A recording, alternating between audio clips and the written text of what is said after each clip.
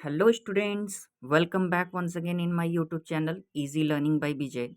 How you all are? I hope you all are doing well.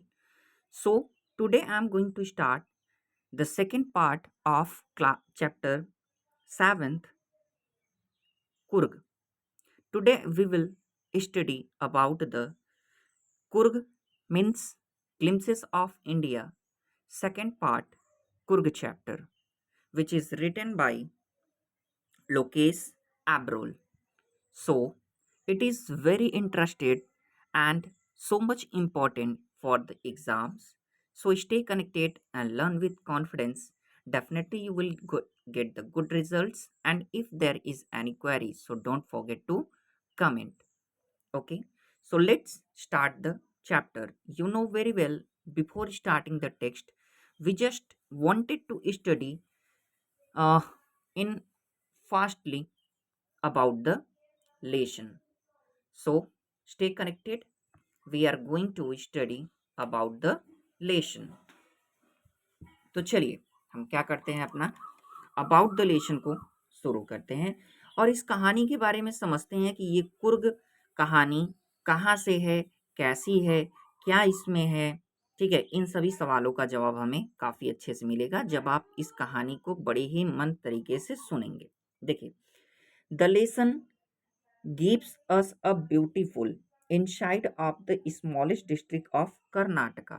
ठीक है, ये जो अध्याय है हमें एक सुंदर फुल छोटे से क्या करती है, एक छोटे से डिस्ट्रिक्ट यानी जिले का क्या करती है, ब्यूटीफुल इनसाइट सुंदर सा नज़ारा प्रदान करती है. कहाँ, कर्नाटका के. ठीक है, एंड इट्स पीपल और वहाँ के लोगों के. आगे, this place has an amazing whether through out the year. ये पूरे वर्ष क्या करती है, यहाँ का जो स्थान होता है वो अद्भुत क्या करता है, वेदर यानी मौसम को बनाए रखता है. आगे, with enough rain during the monsoon season. Monsoon के समय पर यहाँ पे क्या होता है, अत्यधिक वर्षा होती रहती है और जो वहाँ का मौसम होता है वो काफी अच्छा होता है. The people are Coorg are known as to be one of the bravest. और यहाँ के जो कुर्ग के जो लोग होते हैं वो बहुत ही अपनी बहादुरी से जाने जाते हैं. Coffee is the main crop grown in the region. और ये क्या होता है, इन दिस रीजन. और यहाँ पे जो होता है अत्यधिक क्या उगाया जाता है, काफी कॉफी उगाया जाता है, जो मेन रीजन है इसको जाने जाने का. ठीक है, अ वेराइटी ऑफ एनिमल्स. और अलग अलग प्रकार के यहाँ पे जानवर फाउंड पाए जाते हैं हियर यहाँ पे.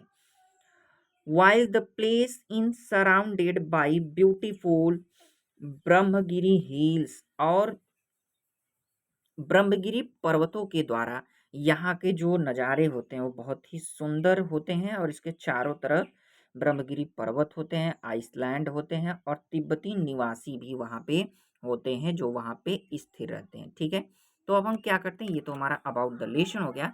अब हम अपने टेक्स्ट पर चलते हैं और इस कहानी को पढ़ते हैं. तो ठीक है, मैं इसको क्या करूँगा, दो भागों में पढ़ाऊँगा क्योंकि थोड़ा इसको समझना जरूरी है.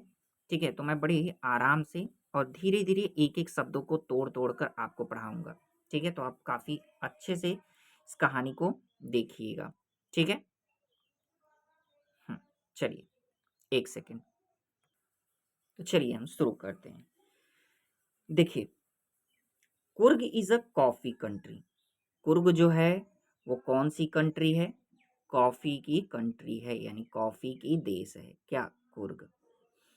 फेमस जो प्रसिद्ध है फॉर इट्स रैन फॉरेस्ट, अपने वर्षा वनों से क्या है, प्रसिद्ध है. एंड स्पाइसेस, अपने मसालों से. कुर्ग क्या है, एक कॉफी देश है यानी कॉफी वहां पे तैयार की जाती है, उसका खेती की जाती है और वर्षा वनों के लिए और अपने मसालों के लिए क्या है, प्रसिद्ध है. आगे देखिएगा, ध्यान आपका एकदम यहाँ रहना चाहिए. ठीक है, मिडवे यानी मध्य में, बिटवीन माइसोर, किसके, माइसोर के. मध्य में किसके, माइसूर. एंड और the coastal the coastal town, town मतलब कस्बा, कोस्टल मतलब तट यानी किनारा, ऑफ मैंगलोर, मैंगलोर के तटीय कस्बे के और मैसूर के मध्य में, क्या, मैंगलोर के तटीय कस्बे के या किनारे के कस्बे के और मैसूर के मध्य में, ठीक है, या बीच में, क्या है, सिट स्थित है, अ प्लेस, एक, अ पीस, एक टुकड़ा, ऑफ हेवन, स्वर्ग का। ठीक है, एक बार और देखिए क्या कह रहे हैं, मैसूर और मैंगलोर के तटीय कस्बे के मध्य में स्वर्ग का एक टुकड़ा स्थित है, दैट जिसे must have drifted from the kingdom of God, जिसे अवश्य ही भगवान के साम्राज्य से उड़ा कर लाया गया है, किसके द्वारा, हवाओं के द्वारा। ठीक है, आगे देखते हैं, this land of rolling hills, घुमावदार पहाड़ों की ये जो भूमि है, जमीन जो है, धरती जो है, इज इनहैबिटेड, जहाँ के निवासी, बाई अ प्राउड रेस, जिनके नस्ल जो हैं, ऑफ यानी उनका जो तरीका जो है, रहन सहन का जो तरीका है, ऑफ मार्शियल मैन, जो लड़ाकू है। ठीक है, वो कैसे आदमी हैं, लड़ाकू आदमी हैं।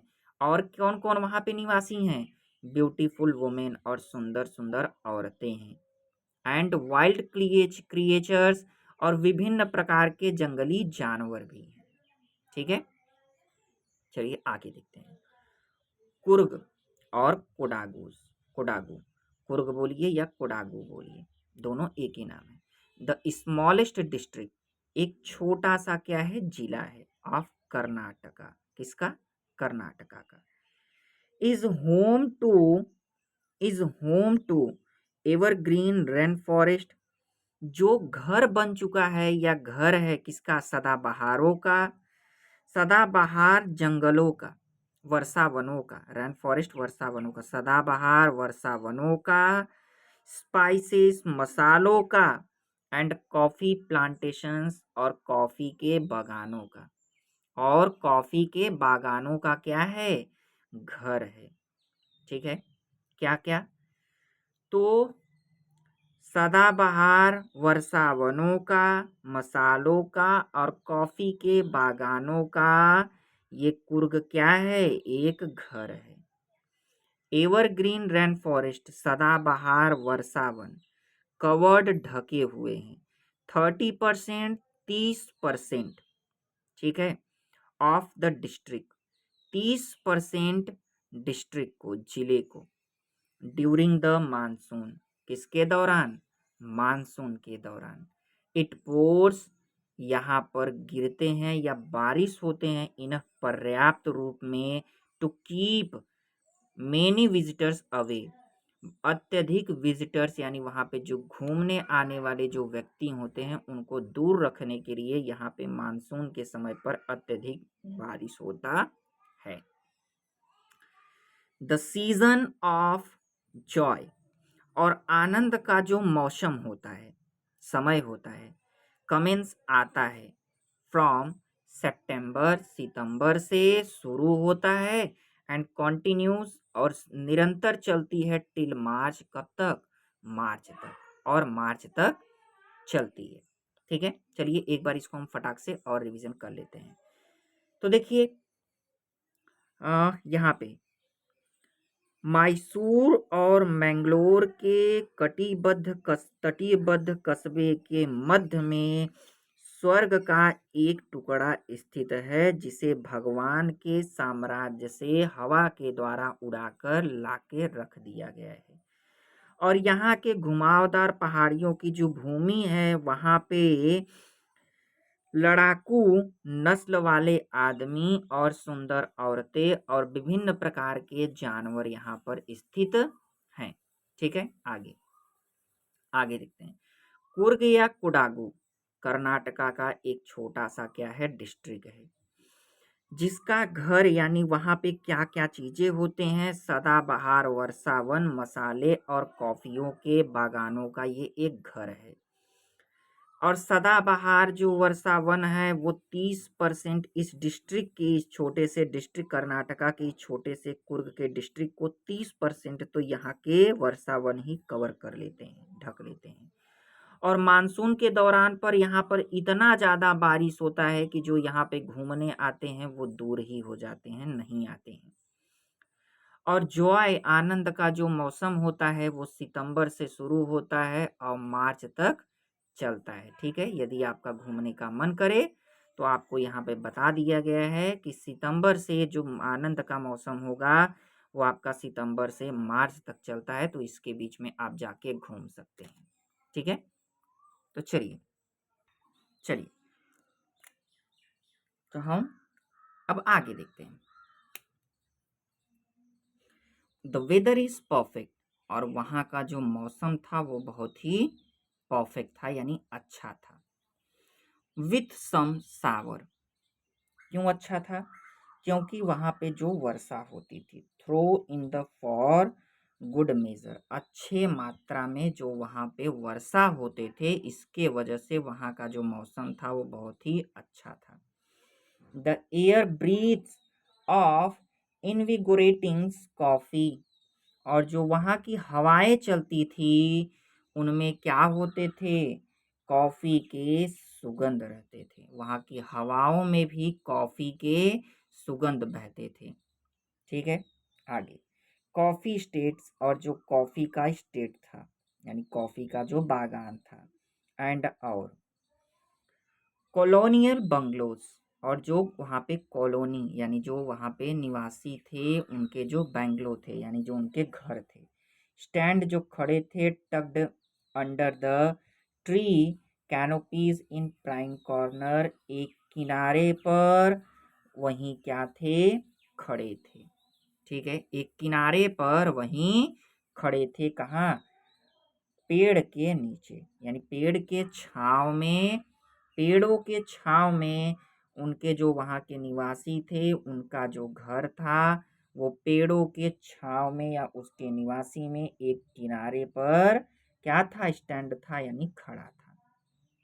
ठीक है, आगे द फर्स्टली, और अधिकतर इंडिपेंडेंस, स्वतंत्र रूप से पीपल ऑफ कुर्ग, कुर्ग के जो लोग थे। ठीक है, और अधिकतर स्वतंत्र रूप से रहने वाले जो कुर्ग के लोग थे पॉसिबली पॉसिबली ऑफ ग्रीक और अरब डिसेंट, जो कहाँ के निवासी थे? या तो ग्रीक के थे या तो अरबिक थे। क्या थे? या तो ग्रीक थे या तो अरबिक थे। ठीक है, आगे एज वन स्टोरी गोस, जैसा कि एक कहानी बताई जाती है। A part of Alexander's army, Alexander's के यानी सिकंदर के आर्मी का एक हिस्सा मूव्ड साउथ, कहाँ चल देती है? साउथ की ओर चल देती है। अलोंग द कोस्ट, किनारे से होते हुए साउथ के किनारे पर जाकर वो क्या हो जाते हैं? सेटल हो जाते हैं। ठीक है, कहाँ? कुर्ग में। तो अलेक्जेंडर यानी सिकंदर के सैनिकों का एक हिस्सा साउथ की ओर जाके उसके किनारे में सेटल हो जाते हैं, स्थित हो जाते हैं। व्हेन रिटर्न बिकम इम्प्रैक्टिकल, जब उनका लौटना लगभग क्या हो गया था? असंभव हो गया था। ठीक है, जब उनका लौटना मुश्किल हो गया था तो वहीं साउथ में वहीं सेटल हो गए थे। ठीक है, किनारे पर सेटल हो गए थे। दीज पीपल मैरिड, इन लोगों ने विवाह कर लिया। अमोंग्स्ट द लोकल, वहाँ के मूल निवासी से। एंड दियर कल्चर, और उनके जो संस्कृति थी इज अप्रेंट, जो दिखाई देती थी या प्रतीत होती थी इन द मार्शियल ट्रेडिशंस, कैसे होते थे? लड़ाकू परंपरा, उनके लड़ाकू परंपरा होते थे। यानी उनके कल्चर्स में क्या क्या दिखाई देते थे? लड़ाकू परंपरा, विवाह और रिलीजियस राइट्स और धार्मिक अधिकार, ये 3 चीज़ें उनके कल्चर में होते थे। विच आर डिस्टिंक्ट्स, जो अलग होते थे from the Hindu main streams, यानी हम हिंदुओं के मेन स्ट्रीम, यानी हम हिंदुओं के मुख्य धारा से क्या होते थे, अलग होते थे। द थ्योरी, और ये जो थ्योरी है ऑफ अरब, अरब की ओरिजिन ड्रॉ इस मुख्य बिंदु पर लाती है, सपोर्टेड फ्रॉम द लॉन्ग, इस बात से हमें स्पष्ट करती है कि जो लॉन्ग ब्लैक, लंबे, लॉन्ग यानी लंबे ब्लैक कोट, काले कोट विथ द एम्ब्रॉयडेड, जो कि नीचे तक होती थी वेस्ट बेल्ट, और एम्ब्रॉयडेड वेस्ट बेल्ट जो कमर पर बड़े से बेल्ट को कसकर पहने रहते थे, वॉर्न पहने रहते थे बाय द कोडावूस, किसके द्वारा, कोडावूस के द्वारा। कोडावूस के द्वारा जो लंबे पोशाक, ठीक है, या कोट, काले लंबे कोट, और उन पर क्या होते थे, उन पर कटिबद्ध यानी कमर में बेल्ट, बड़े से बेल्ट को लगाकर जो वो पहनते थे, ठीक है।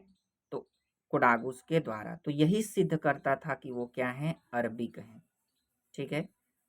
आगे देखिए, नोन एज कुप्पिया, जिसे कुपिया के नाम से भी जाना जाता था। इट रिसेम्बल्स, इससे यह प्रतीत होता था कि द कूफिया, कुपिया को दूसरे नाम से भी जानते हैं, कूफिया। इट रिसेम्बल्स द कूफिया, यह प्रतीत करता था, यह बात को स्पष्ट करता था कि जो कूफिया लोग जो थे, वॉर्न पहनते थे by the Arabs and the Kurds, जो क्या करते थे, अरब के जैसे कपड़े को पहनते थे, कुर्द्स जो पहनते थे। तो इससे यह स्पष्ट होता था कि ये अरब के ही निवासी हैं, यानी ये अरब से ही आए हैं, ठीक है। जैसे आप इनका ड्रेस देख सकते हैं, ये देखिए, ये ब्लैक कोट है, और ये देखिए जो इन्होंने बड़ा सा बेल्ट लगाया हुआ है। तो ठीक है, चलिए एक बार हम क्या करते हैं, इसको और पढ़ लेते हैं, ताकि आपको अगर कोई भी डाउट हो तो ये अच्छे से क्लियर हो जाए, ठीक है। चलिए देखिए, the weather is perfect with some showers thrown in the for good measure. वहाँ का जो मौसम होता है, कुर्ग का जो मौसम होता है वो बहुत ही पूर्ण होता है, अच्छा होता है, क्योंकि वहाँ पे मौसम के दौरान पर अच्छी मात्रा में बारिश होती है, और जो हवाएं होती हैं वो अपने साथ क्या करती हैं, कॉफ़ी के सुगंध को भी घोल कर लेकर चलती हैं। और जो यहाँ के कॉफ़ी के बागान हैं, और जो वहाँ पे कॉलोनी में रहने वाले जो बेंगलो हैं, यानी जो घर हैं, वो पेड़ों के नीचे एक किनारे पर क्या है, स्थित हैं, ठीक है, पेड़ों के छांव में। और ठीक है, सॉरी, यहाँ पे, और अधिकतर वहाँ पे स्वतंत्रता रूप से रहने वाले जो लोग हैं कुर्ग में, वो पॉसिबली यानी लगभग या तो ग्रीक हैं, या तो क्या है, अरबिक हैं, ठीक है। जैसा कि एक कहानी बताया जाता है कि सिकंदर के आर्मी का एक हिस्सा जो दक्षिण की किनारे पर जाकर बस गया था।